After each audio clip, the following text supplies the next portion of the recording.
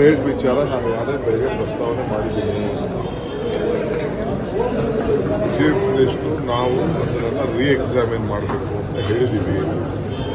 ಅದು ನಮ್ಮ ಕೈಲಿಲ್ಲ. ಅದಕ್ಕೊಂದು ಜಡ್ಜ್ ನೇತೃತ್ವದ ಒಂದು ಸಪ್ರೇಟ್ ಕಮಿಟಿ ಇದೆ. ಸೆಂಟ್ರಲ್ ಗೌರ್ಮೆಂಟು ಸೆಕ್ರೆಟರಿನೇ ಮೆಟ್ರೋಗೆ ಚೇರ್ಮನ್ ಇದ್ದಾರೆ. ಚೇರ್ಮನ್ ನಮ್ಮೂರಿಗೆ MD ಆಗ್ತಾರೆ. ಸೊ ಅವರು ಕೆಲವು ಸಾಧಕ ಬಾಧಕಗಳನ್ನ ನೋಡ್ತಾರೆ.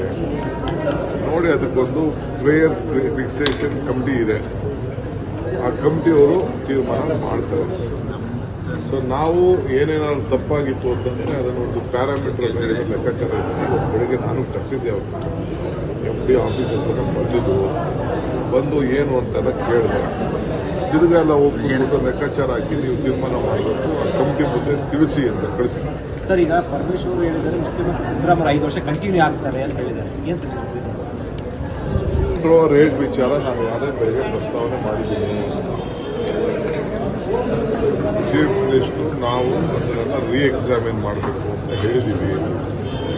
ಅದು ನಮ್ಮ ಕೈಲಿಲ್ಲ. ಅದಕ್ಕೊಂದು ಜಡ್ಜ್ ನೇತೃತ್ವದ ಒಂದು ಸಪ್ರೇಟ್ ಕಮಿಟಿ ಇದೆ. ಸೆಂಟ್ರಲ್ ಗೌರ್ಮೆಂಟು ಸೆಕ್ರೆಟರಿನೇ ಮೆಟ್ರೋಗೆ ಚೇರ್ಮನ್ ಇದ್ದಾರೆ. ಚೇರ್ಮನ್ ನಮ್ಮೂರಿಗೆ MD ಆಗ್ತಾರೆ. ಸೊ ಅವರು ಕೆಲವು ಸಾಧಕ ಬಾಧಕಗಳನ್ನ ನೋಡ್ತಾರೆ.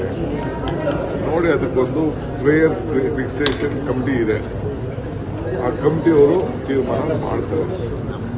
ಸೊ ನಾವು ಏನೇನಾದ್ರು ತಪ್ಪಾಗಿತ್ತು ಅಂತಂದರೆ ಅದನ್ನು ಒಂದು ಪ್ಯಾರಾಮೀಟರ್ ಮೇಲೆ ಲೆಕ್ಕಾಚಾರ ಇರ್ತೀವಿ. ಬೆಳಗ್ಗೆ ನಾನು ಕರೆಸಿದ್ದೆ ಅವರು MD ಆಫೀಸರ್ಸನ್ನು ಬಂದು ಏನು ಅಂತೆಲ್ಲ ಕೇಳಿದೆ. ತಿರುಗಾ ಎಲ್ಲ ಹೋಗ್ಬಿಟ್ಟು ಲೆಕ್ಕಾಚಾರ ಹಾಕಿ ನೀವು ತೀರ್ಮಾನ ಮಾಡಬೇಕು, ಆ ಕಮಿಟಿ ಮುಂದೆ ತಿಳಿಸಿ ಅಂತ ಕಳಿಸಿ. ಸರ್, ಈಗ ಪರಮೇಶ್ವರ್ ಹೇಳಿದರೆ ಮುಖ್ಯಮಂತ್ರಿ ಸಿದ್ದರಾಮಯ್ಯ 5 ವರ್ಷ ಕಂಟಿನ್ಯೂ ಆಗ್ತಾರೆ ಅಂತ ಹೇಳಿದ್ದಾರೆ. ಏನು ಸರ್